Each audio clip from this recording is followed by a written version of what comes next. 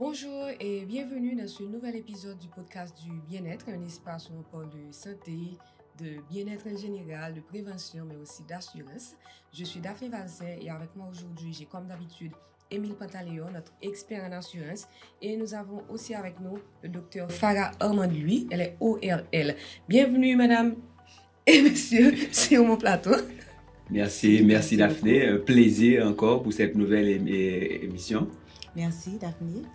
C'est pour moi un plaisir d'être là. Pour commencer, on va laisser Dr Louis s'introduire.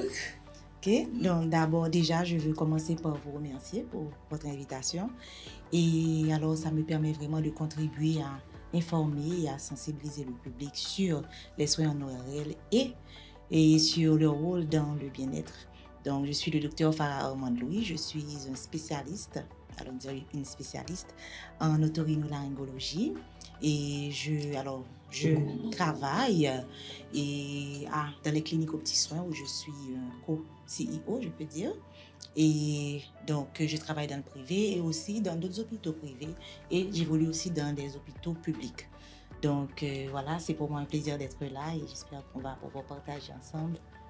On dit couramment ORL, je sais que quand on essaie de trouver le mot, c'est plutôt lourd, mais ça veut dire quoi exactement? Alors, l'otorhinolaryngologie, c'est une spécialité médico-chirurgicale qui s'occupe des maladies de l'oreille, des maladies au niveau du nez et des fosses nasales et actuellement aussi des structures au niveau de la face et juste au niveau du cou.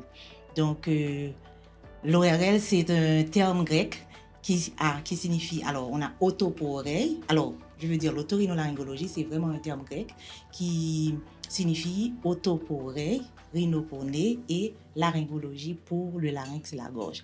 Donc pour plus de commodité, en général on dit ORL, donc le médecin ORL, c'est celui qui veille à ce que vous puissiez bien parler, bien respirer et bien entendre. Donc on va faire entièrement dans le bien-être. Hein? Définitivement, le bien-être.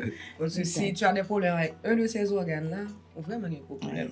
Définitivement, que ce soit au niveau pédagogique avec les enfants, mais aussi les adultes aussi. Donc en fait, les seniors. Ce sont des soins vraiment importants. Votre rôle en fait est très très important. Pour le bien, oui, très important pour le bien-être. Et en Haïti, quels sont les cas qu'on retrouve le plus souvent, que ce soit du côté des enfants et des adultes? Alors, en Haïti, alors il faut d'abord, je dois vous dire que l'ORL a plusieurs territoires. Ça veut dire qu'on a, par exemple, les oreilles, le nez, on a la gorge et comme je vous disais tout à l'heure, des structures de la face, sauf les yeux. Et le cou. Donc, ça veut dire que de là, on a plusieurs subdivisions et donc plusieurs sous-spécialités. Donc, ça veut dire tout ce qui concerne l'oreille, c'est l'otologie, tout ce qui concerne le nez, c'est la rhinologie et tout ce qui concerne la gorge, c'est la laryngologie. Et pour la chirurgie de la tête et du cou, on va parler des spécialistes en cervico-facial et tout ce qui concerne les traumatismes de la face, on a la traumatologie faciale et Qu'est-ce qu'on peut citer comme traumatisme de la face? Par exemple, une fracture une fracture mandibulaire, ok, une fracture du nez, ok. Ça, c'est des fractures en général. Quand on parle de traumatisme facial, on parle des fractures des os de la face, ok. Donc, on a aussi la chirurgie endoscopique où on intervient au niveau des sinus, au niveau des fosses nasales et au niveau de l'œsophage. Et vous avez aussi la chirurgie reconstructive de la face. Ça veut dire que, par exemple, si vous avez une tumeur au niveau, par exemple, de la mandibule, il faut qu'on enlève tout de la mandibule, donc on doit devoir reconstituer l'os. Donc, on fait aussi la chirurgie reconstructive. Donc, c'est beaucoup d'avancées. Et donc, ce qui veut dire qu'en consultation, on a une quantité variable de motifs de consultation. Donc, mais c'est vrai qu'on a tous ces territoires, donc les motifs sont vraiment variés en consultation, donc, mais il y a quand même des pathologies qui reviennent et qui sont plus fréquentes, plus courantes. Allons dire de façon générale, que ce soit pour un enfant ou un adulte, si on prend déjà alors allons prendre l'otologie. En général, au niveau des oreilles, que ce soit un enfant ou un adulte, vous aurez les otites sont primordiales, sont plus fréquentes. Surtout pour les enfants. Les enfants, bébés. Et aussi bien que les adultes. Hein. C'est aussi fréquent chez les adultes. Et les otites, que ce soit l'otite externe, que ce soit des otites moyennes, ou bien que ce soit une otite aiguë ou bien une otite chronique, c'est vraiment... Mais est-ce que tu peux, pour ceux qui ne connaissent pas le terme, qu'est-ce que c'est? Une otite, c'est une infection ou une inflammation au niveau de l'oreille. OK? Donc, ça, maintenant, alors, quand je dis une infection, une inflammation au niveau de l'oreille, donc, ça va, alors le diagnostic va se faire en fonction de ce que tu as vraiment. Par exemple, on peut avoir une otite juste inflammatoire, OK? On peut avoir des otites infectieuses aussi. Ouais. On peut avoir une otite chronique, inflammatoire, infectieuse. Donc, c'est ça. C'est en général, ce sont des otites que chez les enfants, que chez les adultes, c'est surtout les otites. Par contre, chez les adultes, chez les enfants, vous allez trouver surtout des otites moyennes. Ouais. Et chez les adultes, c'est surtout des otites externes et moyennes aussi. Il n'y a pas vraiment de grande différence, mais les enfants, c'est surtout des otites moyennes. Maintenant, ça, c'est pour l'otologie. Maintenant, pour la rhinologie, au niveau du nez, en général, les pathologies les plus courantes qu'on retrouve, c'est les rhinites, la sinusite et la rhinite. C'est très courant. Et après, on va avoir les épistaxies chez les adultes surtout. Les épistaxies, c'est un écoulement au niveau de narine, c'est l'écoulement de sang par les narines, par les fosses nasales. OK? Et chez les enfants aussi, on va retrouver souvent les corps étrangers au niveau des fosses nasales. OK? C'est surtout ces pathologies. Des corps étrangers. Par exemple, des enfants qui introduisent des petites pierres, des grains de maïs, des grains de pois. Et puis ça bouge, oui. Donc là aussi, au niveau des oreilles aussi, les corps étrangers sont très fréquents, que ce soit chez les adultes, que ce soit chez les enfants. Et maintenant, pour la gorge, les pathologies les plus fréquentes, il y a beaucoup de pathologies, mais je vous dis les motifs les plus fréquents, les plus répétés, c'est surtout les angines. Les angines, c'est les amygdalites, ce qu'on peut appeler les amygdalites, les douleurs à la gorge, les amygdalites. Donc ça, surtout, c'est des motifs très fréquents de consultation en ORL. Et après quoi, on va trouver des problèmes au niveau de la face et du cou, comme des paralysies faciales, des tumeurs au niveau de la face, des tumeurs au niveau du cou. On peut avoir des problèmes de vertige, qui est lié quand même à l'oreille interne, mais c'est d'autres motifs de consultation qu'on peut avoir, et aussi, comme je vous dis, des traumatismes, des fractures, des chutes, tout ça, c'est des motifs très fréquents de consultation en ORL. Mais par exemple, c'est dans plusieurs domaines en Haïti qu'il y a des gens, que la population des fois réticente à consulter un médecin. Par exemple, pour les cas d'ORL, la plupart des cas que vous avez cités là, quand c'est à un enfant que ça arrive, on se dépêche vraiment de l'emmener chez un médecin. Mais quand c'est à l'adulte que ça arrive, bon, la personne est quantité, la personne cherche un autre bagage pour essayer de repousser ça. Oui. Est-ce que c'est une impression? Oui, c'est une impression. Et quand les gens vont venir en consultation lorsque ça persiste et que ça dure. Et est-ce qu'à ce moment-là, c'est pas plus grave? C'est pas déjà plus grave parce que c'est toujours plus important, c'est toujours plus intéressant de venir dans les premières minutes. Et ça aussi facilite les résultats thérapeutiques lorsque le patient vient en consultation de façon très précoce. Il y a aussi le problème de l'automédication aussi qui est assez courant, surtout chez les adultes. Oui. Mais est-ce qu'en fait, il y a des... Par exemple, vous avez dit là tout à l'heure qu'il y a l'otite qui revient très souvent. Donc, est-ce qu'il y a des facteurs spécifiques en Haïti qui favorisent ça? Okay. Alors, en général, les causes des otites, en général, c'est des microbes, c'est des bactéries. C'est des choses inévitables parce qu'on vit avec ces microbes, on vit avec les bactéries, les virus. Donc, surtout chez les enfants, où vous avez des enfants qui sont souvent grippés, qui font souvent des rhinopharyngites. Donc, les germes se propagent facilement et se transmettent d'une personne à une autre ou bien directement au niveau de l'environnement. Donc, c'est inévitable d'attraper ces germes, ces bactéries. Donc, en général, les causes de ces otites, c'est surtout d'origine infectieuse. Voyez-vous?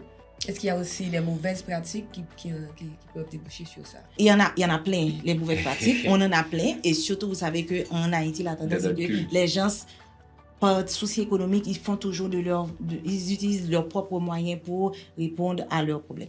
Donc, par exemple, des gens qui se nettoient souvent les oreilles. Oui, et ça, oui, voilà. Donc ça, c'est une attitude qui peut entraîner des infections au niveau de l'oreille à répétition. Parce que lorsqu'on se nettoie tout le temps l'oreille, on détruit la barrière protectrice qui est là pour protéger. Et lorsque les microbes, les germes rentrent au niveau de l'oreille, ces germes-là vont devoir contrecarrer ces barrières. Mais lorsqu'on se nettoie souvent l'oreille, donc on enlève cette couche protectrice, donc l'oreille devient vulnérable et les germes, lorsqu'ils rentrent, donc facilement, vous pouvez attraper des... C'est un ensemble de comportements que les gens ont et qui favorisent vraiment la survenue d'une infection à répétition au niveau des oreilles, même au niveau du nez et au niveau de la gorge également. Docteur Farah a soulevé le point économique comme raison qui en fait, rendent les gens un petit peu réticents à consulter. Donc, je viens vers vous pour vous demander comment est-ce que l'assurance accompagne les gens pour les problèmes qui sont liés aux oreilles, le nez, la gorge. Bon oui, définitivement ça fait partie de la couverture des compagnies d'assurance en général. Donc les soins, que ce soit ophtalmologiques, que ce soit les soins aussi ORL. Donc généralement il y a trois types de couverture. Premièrement, c'est les visites. C'est les visites et qu'on rembourse normalement. Donc, c'est important, comme on le dit souvent ici, pour que les gens lisent leur contrat, pour qu'ils savent à quelle limite ils ont droit. Parce que c'est comme pour les yeux, c'est couvert jusqu'à une certaine limite. Pas pour les verres, oui. Donc, pour la consultation, c'est couvert jusqu'à une certaine limite. Par exemple, vous avez droit à une consultation à 4000 gouttes, à 5000 gouttes ou à 3000 gouttes. Donc, il faut prêter attention à ça. Mais il y a aussi les actes médicaux qui sont posés.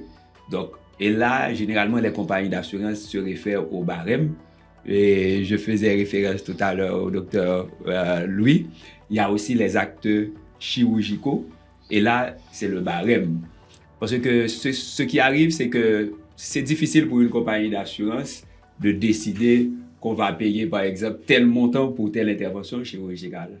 Okay? Donc, tout comme aussi un acte, une endoscopie, comment est-ce qu'on va décider?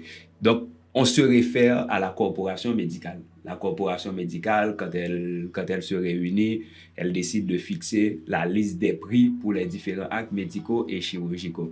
Et aujourd'hui, je pense qu'il y a cette proximité entre les différentes associations médicales et les compagnies d'assurance. Généralement, ces associations communiquent leur barème, leur liste de prix aux compagnies d'assurance et ça facilite aussi la relation des prestataires et des compagnies d'assurance, mais aussi l'assuré. L'assuré aussi.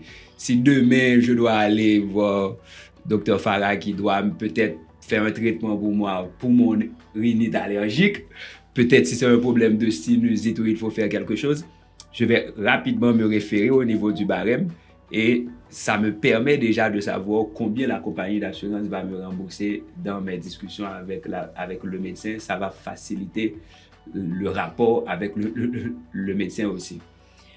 Je sais qu'il y a des personnes après un certain âge ou peut-être après un accident qui portent des appareils. Ça c'est aussi de votre ressort. Alors, ce qu'il faut dire, c'est que en fait, alors on parle de prothèses auditives. Ok, donc les prothèses auditives, c'est pour des cas où on a une surdité invalidante et que la chirurgie ou bien le traitement médical ne peut vraiment pas répondre. Donc pour ces gens-là, on fait la réhabilitation. Mais dans nos autres ORL, notre rôle, c'est de poser le diagnostic et d'offrir le traitement médical et chirurgical. Maintenant, pour la réhabilitation, il faut un technicien en audiologie ou bien des prothésistes. Et là, c'est un grand problème pour nous parce que nous n'avons pas d'audiologiste en Haïti.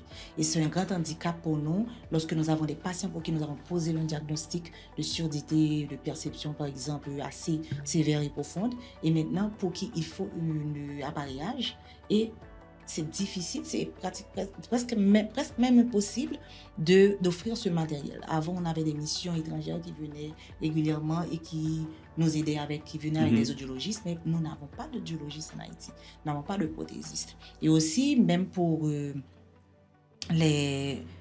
par exemple, si on fait pas seulement la rééducation auditive, mais aussi pour la rééducation au niveau de la voix et la rééducation respiratoire, il faut des orthophonistes. Pour les orthophonistes, donc on est obligé de travailler. C'est vrai qu'on a très peu d'orthophonistes, un ou deux, mais c'est déjà un ou deux pour toute la pays, population. C'est difficile et les soins sont, les soins sont très coûteux pour un audiologiste, pour les orthophonistes. Donc ça complique vraiment la prise en charge et vraiment les patients.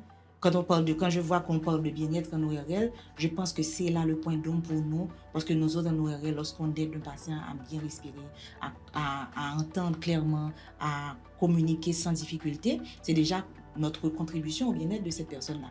Mais déjà, c'est là l'obstacle pour nous, parce que moi, des fois, là, je me sens impuissant. Et c'est vraiment une situation que j'aime pas me trouver, de pouvoir poser le diagnostic, de voir que mon malade nécessite un appareillage. Et de ne pas Et pouvoir. je ne sais pas où. Avant, je les référais pour les patients qui peuvent en République dominicaine, ou bien à Cuba, ou bien ceux qui peuvent aller au Canada. Mais c'est devenu plus difficile avec les limitations qu'on a du point de vue aéroportuaire et tout ça. Donc, les gens ne peuvent pas se déplacer vraiment. Donc, et c'est encore plus difficile quand il s'agit d'un enfant parce que, écoutez, lorsque vous avez un problème auditif et à l'âge adulte, on a déjà fait l'acquisition du langage.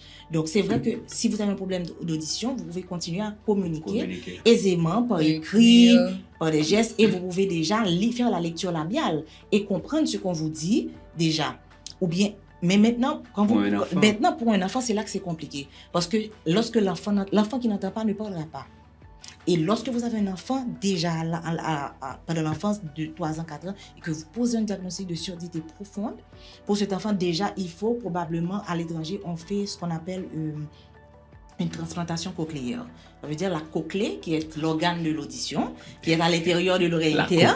La cochlée. OK, la cochlée. Donc, on fait une transplantation cochléaire. Donc, c'est une chirurgie, jusqu'à présent, qu'on ne fait pas pour le moment en Haïti. Mais on savait dans le temps offrir des prothèses auditives à des enfants qui ont une surdité quand même invalidante, mais qui a quand même une constante résiduelle qui te permet de potentialiser l'écoute pour l'enfant. Mais l'enfant, comme je vous ai dit, l'enfant qui ne parle pas, qui n'entend pas, ne parlera pas.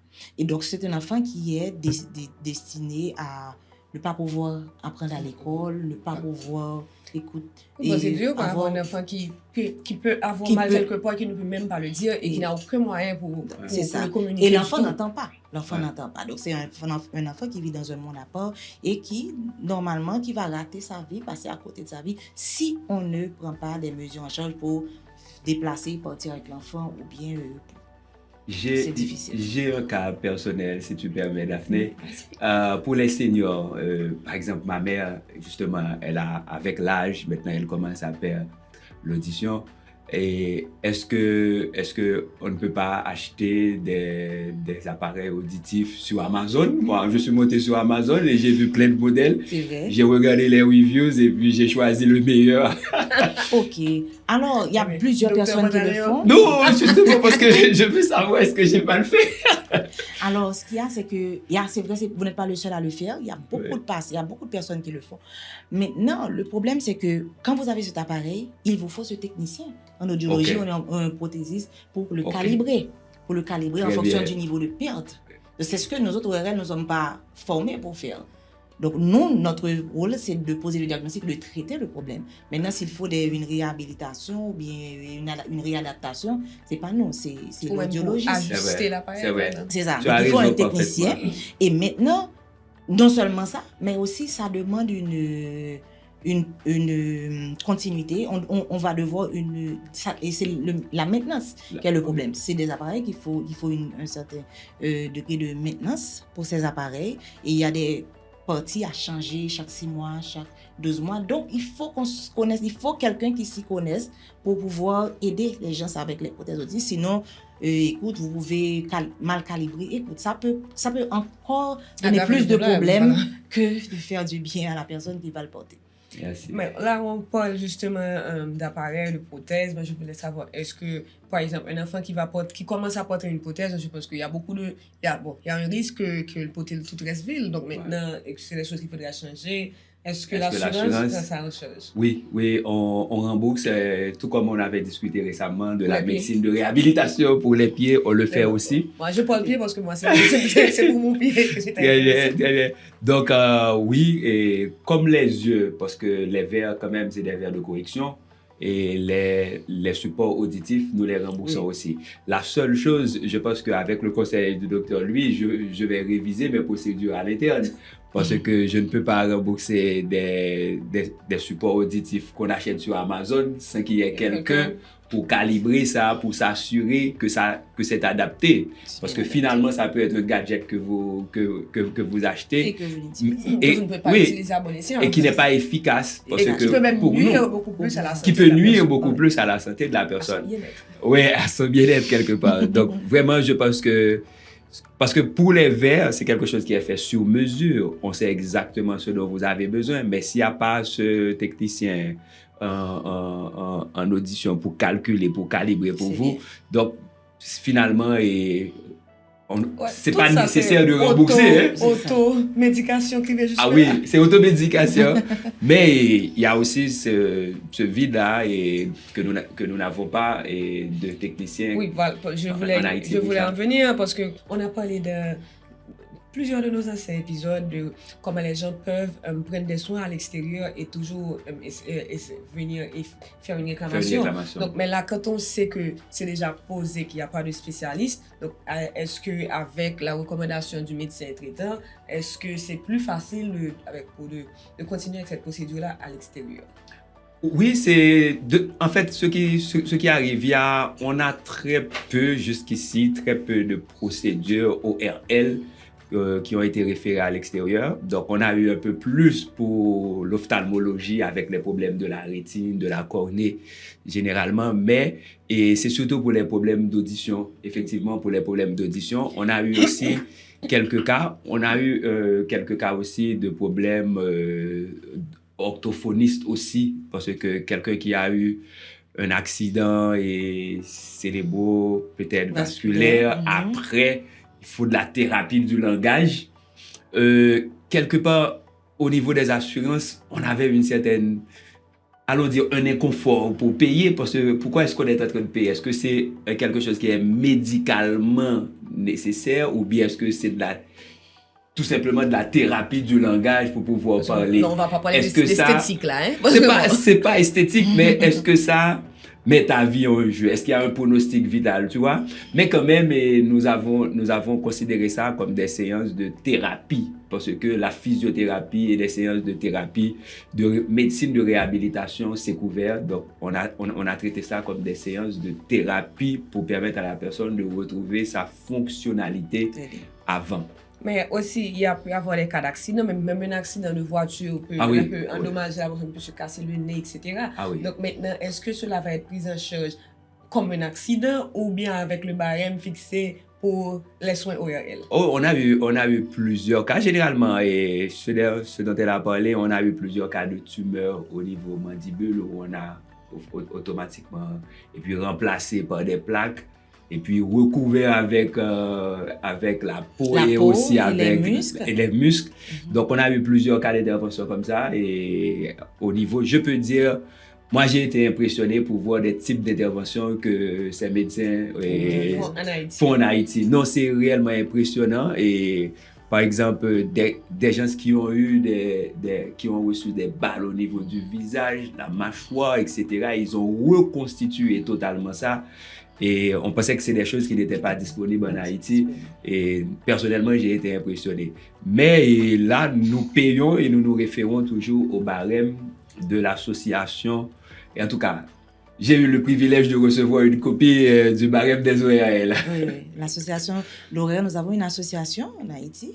Et c'est vrai qu'on a une spécialité très jeune et notre association est également très jeune. C'est la CHONC, c'est la Société haïtienne d'otorhinolaryngologie et de chirurgie cervico-faciale. Super. Donc c'est ça, on avait travaillé ensemble sur ce barème qui date, peut-être qu'on devrait faire un petit update parce que ça remonte à déjà plus de 5 ans. Peut-être. Oui, je pense qu'on devrait je suis sûr que les patients seraient très contents si vous faisiez ça le plus rapidement possible. Mais les prix étaient déjà en dollars. Hein? C'était déjà en dollars. Okay. Mais on a parlé des limitations au niveau des problèmes pour les oreilles, donc, et pour le reste. Alors, il faut dire que pour nous, en ORL, déjà, c'est vrai qu'on n'est pas beaucoup, il n'y a pas beaucoup d'ORL, mais on est assez dynamique. C'est qu'on essaie d'offrir non seulement de faire on essaie de poser les meilleurs diagnostics à partir des examens qu'on essaie de mettre à la disposition des patients. Donc, pour la gorge, par exemple, on a actuellement en Haïti la nasofibroscopie. C'est un examen qui permet d'explorer en même temps les fosses nasales et aussi le larynx. Donc, je peux dire qu'on a, même au cabinet, sans que le malade n'ait à se déplacer, on a sur place au cabinet les moyens de poser des diagnostics au niveau du nez, de la gorge et des oreilles. Donc, le malade qui rentre dans un cabinet d'ORL, sur place, vous avez la plupart des diagnostics spécialisés surtout sur place et on est capable de poser le diagnostic précis et correct avec le matériel dont nous disposons. Alors, je parle pour Petits Soins et je sais qu'il y a d'autres cliniques aussi qui les disposent, mais le problème c'est qu'en province, c'est plus compliqué. Toujours parce que en province, c'est plus compliqué. Et même à Port-au-Prince, on est très limité. Il n'y a que quelques cliniques, très rares cliniques, qui possèdent les moyens diagnostiques. Et donc, les patients en province doivent pouvoir se déplacer et rentrer à Port-au-Prince. Et ce qui est encore plus compliqué, parce que dans le temps, on savait recevoir beaucoup de patients de la province. Mais maintenant, ces gens-là, c'est très difficile. Et ils viennent vraiment lorsque la situation... Et quand ces gens nous arrivent, ils arrivent déjà trop tard, même je ne peux pas dire trop tard des fois, mais ils arrivent à des phases très avancées. Parce que justement, ils ont traîné le fait de ne pas pouvoir rentrer ou bien par peur de rentrer à Port-au-Prince. Et donc, lorsque ces gens arrivent, ils arrivent à un stade très avancé de leur pathologie, ce qui complique vraiment les résultats thérapeutiques et la prise en charge. Je crois savoir que les problèmes de sinus sont assez couverts en Haïti. Moi, depuis les petits monde, comme j'étais à tous les matins, on me dit que je n'ai jamais été officiellement diagnostiquée. Mais on me dit toujours que j'ai des problèmes de sinus. Donc, est-ce que là, vous recevez vraiment beaucoup de cas? Beaucoup de cas. Et comme je l'ai dit tantôt et tout à l'heure, et pour la région, pour le territoire nasal, c'est surtout les sinusites qu'on reçoit en consultation. C'est vraiment un motif de consultation très fréquent en ORL. Les sinusites, on en reçoit beaucoup. Et surtout chez les adultes. Alors que pour les enfants, ils ont généralement des problèmes respiratoires, mais ça concerne surtout le cavum. En général, c'est une hypertrophie des végétations adénoïdes. Je peux dire que c'est les amygdales. Je peux dire que ce sont les amygdales du rhinopharynx. Alors, il faut dire qu'on a plusieurs types d'amygdales. On a les amygdales au niveau de l'oropharynx. Ça veut dire les amygdales, les deux boules que vous voyez au fond de la gorge. C'est les amygdales de l'oropharynx. Mais justement, vous avez ces mêmes boules-là derrière le nez. Okay? Ouais. Donc, c'est des barrières qui vous protègent des germes qui passent par le nez et aussi par la bouche. Donc, ce sont les premières barrières qui captent ces microbes et ces bactéries. Donc, lorsque ces structures piègent ou bien captent les microbes, donc, ils ont tendance à grossir. Et lorsqu'ils grossissent au niveau de la gorge, c'est ce que on appelle les amygdalites. Et au niveau du nez aussi, c'est ce qu'on appelle les adénoïdites. Donc, ça empêche à l'enfant de respirer et l'enfant a des problèmes respiratoires. Donc, je reçois souvent des enfants qui ont été traités pendant longtemps pour des problèmes de sinusite, alors que en général, c'est très rare pour les enfants d'avoir des sinusites, très rare. Et alors que lorsque l'enfant m'arrive et je vois que c'était une adénoïdite et qui mérite en la plupart du temps une intervention chirurgicale. Donc, on lève juste les végétations adénoïdes. Donc, en général, oui, la sinusite, mais surtout chez les adultes, la sinusite. Chez les enfants, on peut avoir des sinusites, mais le type de sinusite qu'on rencontre en général souvent chez les enfants, c'est l'ethmoïdite. C'est une forme d'infection au niveau des sinus ethmoïdales qui sont ici, là, à ce niveau-là, près des yeux. Et je peux dire qu'en général, chez les enfants, c'est un diagnostic qui traîne parce que ça commence par un gonflement au niveau des yeux et les parents ou bien les autres médecins ont tendance à référer vers un ophtalmologue. Et donc, à la longue, l'ophtalmologue va voir que vraiment les sinus sont... Bon, alors quand ça complique, parce que c'est quelque chose qui évolue rapidement et qui se complique facilement aussi. Donc, à ce moment-là, on nous réfère et quand on nous réfère, c'est toujours un stade avancé et qui rend la prise en charge très laborieuse. On a parlé dans plusieurs épisodes de comment le corps est connecté, que par exemple, qu'on peut voir un problème sur la peau, mais en fait que c'est nettement plus profond que ça. Est-ce que, par exemple, pour les problèmes d'ORL que vous rencontrez, est-ce que certains problèmes peuvent en fait juste être comme un témoin de certaines autres complications? Comme un marqueur.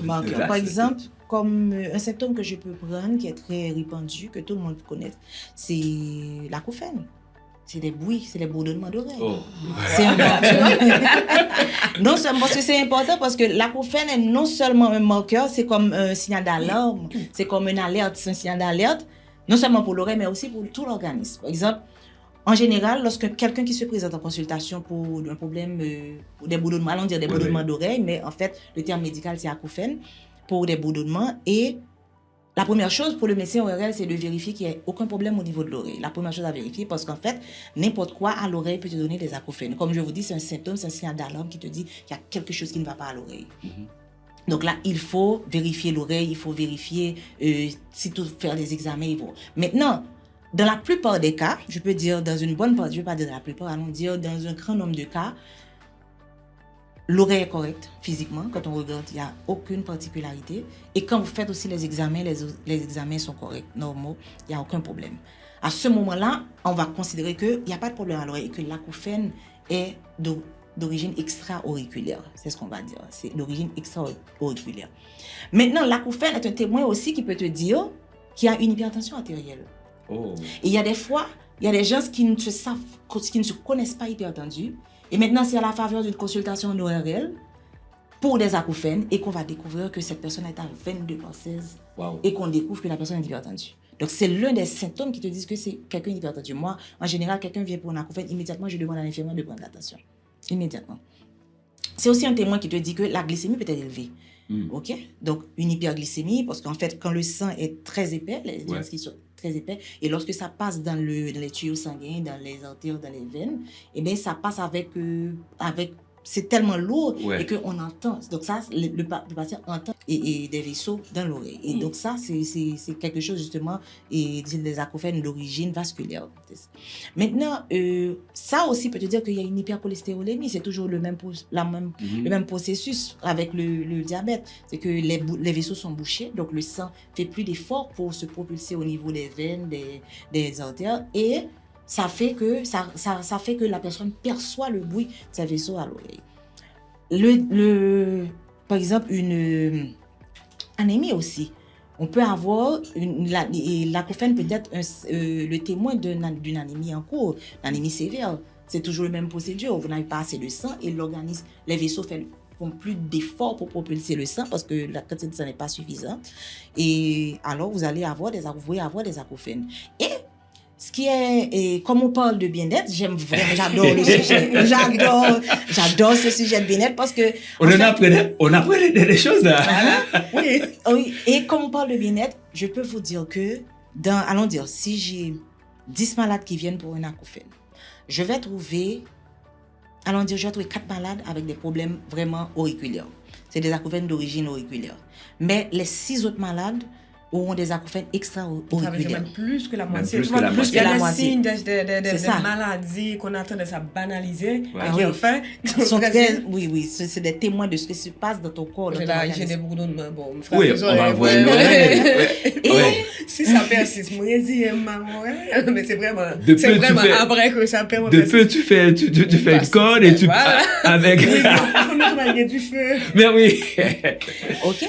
Donc, parmi les 6 autres, vous aurez peut-être 4 à avoir. Alors, vous pouvez avoir 1 ou 2 à avoir des problèmes d'hypertension ou de diabète ou de cholestérol. Mais les 5 autres personnes, il n'y a pas d'étiologie. On n'arrive pas à trouver la cause. Et dans la majeure partie des cas, c'est d'origine psychogène. C'est des acouphènes d'origine psychogène. Ça veut dire que c'est des psychogènes, ça veut dire que c'est d'origine psychologique. Ça veut dire que c'est des gens qui confrontent des... Alors, c'est un marqueur pour te dire que la personne a un ras-le-bol et trop de stress, En général, vous allez voir des femmes de certain âge à partir de la quarantaine qui ont beaucoup de soucis familiaux ou bien après un choc important, une perte de membres importants de la famille, des gens qui ont des problèmes au niveau de leur travail. Donc, ces gens-là, vous allez voir, ces gens expérimentent beaucoup d'acouphènes. Donc, lorsque vous recevez ces patients et que vous faites votre examen physique, tout est correct, vos examens sont corrects et vous vérifiez dans le sang, il n'y a pas d'hypertension, il n'y a pas de diabète, il n'y a pas de cholestérol, il n'y a pas d'anémie. Donc là, à ce moment-là, il faut prendre le temps de parler au malade, d'essayer de comprendre comment vit cette patiente, avec qui ce patient-là vit, qu'est-ce que cette patiente est en train d'expérimenter, est-ce qu'il y a des situations autour de la vie quotidienne qui dérangent, qui bouleversent. Donc à ce moment-là, on peut mettre là. Et quand vous arrivez à mettre la main sur ce qui stresse, immédiatement, ça commence à soulager, le patient commence à être soulagé. Avant d'arrêter, je voulais... Enfin, il y a certains mythes ou bien des choses qu'on fait qui ne font pas forcément de bonnes pratiques que je voulais voir comme si on peut conclure avec ça. Comme si il y a pas si voilà, nous fait parler du fait que quand les gens ils entendent le bourdonnement, ils prennent le cône et on met du feu. Ouais, vraiment compliqué. Et puis on dit que des fois qu'il faut pas se couper les poils du nez trop rare parce que ça dérange. Il y a d'autres choses aussi que moi j'ai entendu dire aussi que des peaux comme c'est perdu, tant des hauts, c'est fini, ça va plus revenir. C'est irréversible. Ça va dépendre de la Voilà, donc c'est des choses que je voulais au moins adresser avec vous pour que vous êtes.